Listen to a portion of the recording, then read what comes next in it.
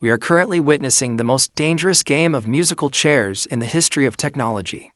For years, we were told that virtual reality was a gimmick, a bulky plastic toy for gamers living in their basements. Then came the Quest 2, and the world realized that VR could be mainstream. Then came the Quest 3, and we realized mixed reality was the future. But while we were distracted by the Apple Vision Pro's $5,000 price tag, Meta was quietly preparing for a strike that would change the way humans interact with the world forever. This isn't just a headset update. This is the Meta Quest 4, and it is designed to kill the smartphone. If you're listening to this, you've likely felt it. That strange sensation when you take off a VR headset and the real world feels a little too flat, a little too slow. Mark Zuckerberg has bet his entire multi-billion-dollar empire on that feeling. But there has always been a barrier.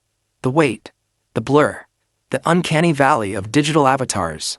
The Quest 4 isn't just another iteration. It is the first device from Reality Labs that aims to solve the human friction problem. Sources from within the supply chain and leaked internal memos codenamed Puffin and Phoenix tell a story of a radical departure from everything we know. The Quest 4 is no longer just a headset. It is evolving into something we call spatial compute light. Why?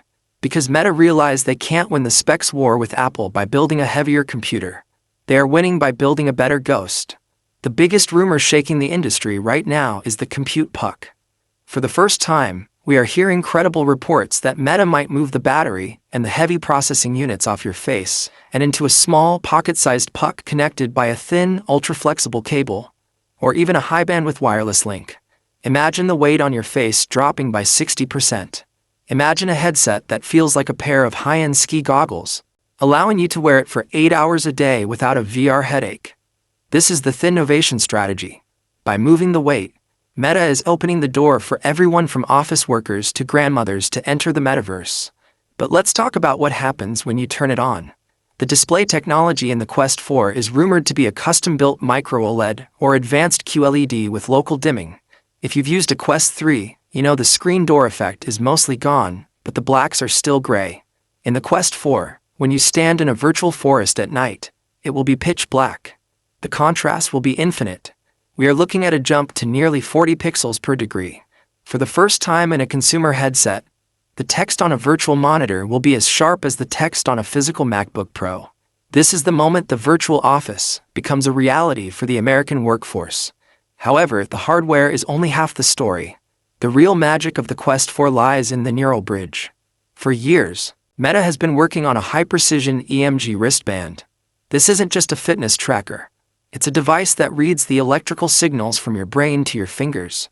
With the Quest 4, rumors suggest we are seeing the first deep integration of this tech. You won't need to wave your hands like a madman to navigate menus. You can keep your hands in your pockets, think about a click, and the headset reacts. This is the intention interface. It removes the last bit of weirdness from using VR in public. You can sit on a train in New York or a plane to LA and navigate your private 100-inch screen with subtle finger twitches that nobody else can see.